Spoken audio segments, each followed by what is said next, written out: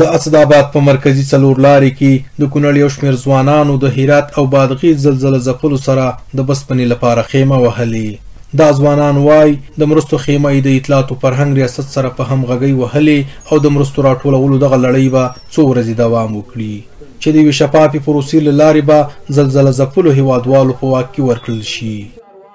ته څرګنده ده چې څو ورځې وړاندې په هرات او بادغیس ولایتونو کې زموږ زرګونه هیوادوال د وروستۍ زلزلې له امله ډېر سخت زیانمن شول، مالي او ځاني تاوانونه یې ولیدل او ډېر لویه غمیزه او لوی درد راغی. په دغه درد او غم کې د کونړ ټول ولسونه داسې شریک دي لکه چې په خپله دغه غم او درد لیدلی وي. نو غوره هم دا وګڼله د کونړ ولسونو چې دلته په مرکز اسداباد کې د مرستې دوی لپاره د مرستې خیمه ووهو چې پرون له غرمې وروسته دغه مرستې خیمه وهل شوې ده. تر دا دمه زرګونه افغانۍ مرسته شوې ده او لا هم د کونړ ولسونه د ولسوالیو نه د مرکز اړوند سیمو څخه را روان دي او د دغې خیمې سره مرسته کوي.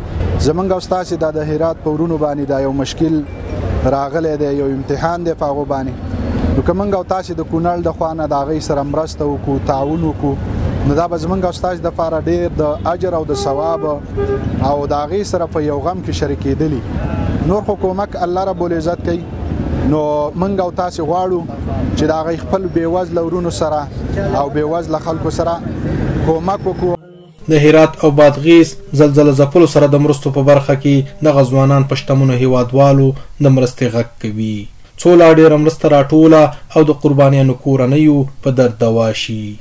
په ټولو شتمنو ورونو باندې، په ټولو دولتي کارمندانو باندې، د مؤسساتو او د غیر دولتي ادارو په مسؤلینو باندې او په احساسو ځوانانو باندې غږ کوم چې راشي او زموږ سره په دغه د چاندې په بهیر کې کومک وکړي او ګپ وکړي د خپل هرات میشتو ورونو سره ودرېږي. په تجارانو باندې کوم چې داخل په هیواد کې دي او کوم چې د هیواد نه بهر دي، په هغوی مې دا غږ دی، دا پیغام مې دی هغوی ته چې زموږ دغه هرات دغه زلزله ځپلي ورونو هغوی سره مرستې وکړي. دا ډول هڅې ډېرو ته د ملي یووالي او د هیوادوالو سره د غم شریکۍ چاره ښکاري. د کونړ ځوانانو تر دې وړاندې هم د پکتیکا زلزله ځپلو سره د مرستې لپاره خیمه وهلې وه او د یو شمېر ځوانانو په لاس هغه وخت اړمنو ته په واک کې ورکړل شوې وه. محمد لایق سمون، سیمه نیوز، کونړ.